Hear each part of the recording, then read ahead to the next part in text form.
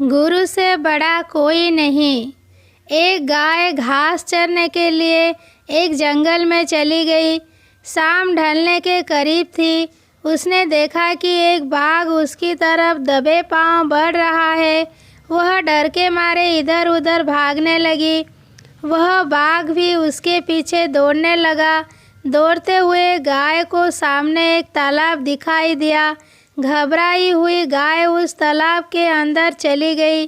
तब उसने देखा कि ये तालाब तो ज़्यादा गहरा नहीं है, उसमें पानी कम था और वह कीचड़ से भरा हुआ था। उन दोनों के बीच की दूरी काफ़ी कम थी, लेकिन अब वह कुछ नहीं कर पा रहे थे। वह गाय उस कीचड़ के अंदर धीरे धीरे धंसने लगी। वह बाघ भी उसके पास होते हुए भी उसे पकड़ नहीं सका। वह भी धीरे धीरे कीचड़ के अंदर धंसने लगा। दोनों ही करीब करीब गले तक उस कीचड़ के अंदर फंस गए। वह दोनों हिल भी नहीं पा रहे थे।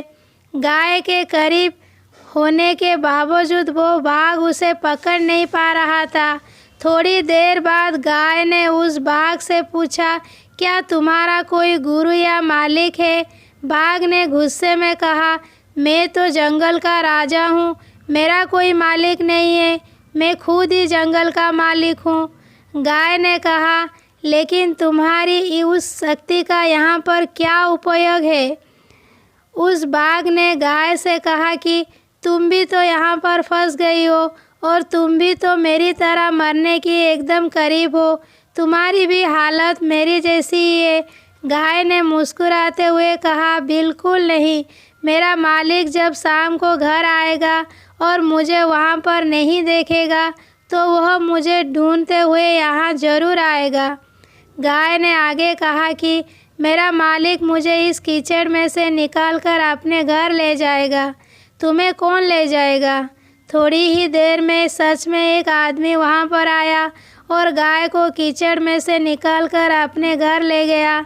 जाते समय गाय और उसका मालिक दोनों एक दूसरे की तरफ कृतज्ञतापूर्वक देख रहे थे।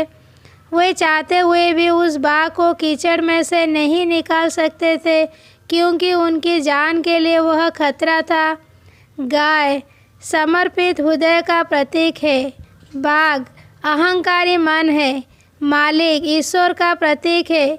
कीचड़ यह संसार है और संघर्ष अस्तित्व की लड़ाई है।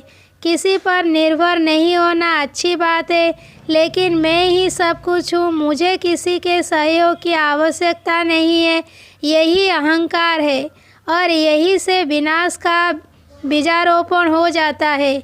ईश्वर के बाद इस दुनिया में सच्चा हितैषी कोई नहीं होता, क्योंकि वही अनेक रूपों में हमारी रक्षा करता है।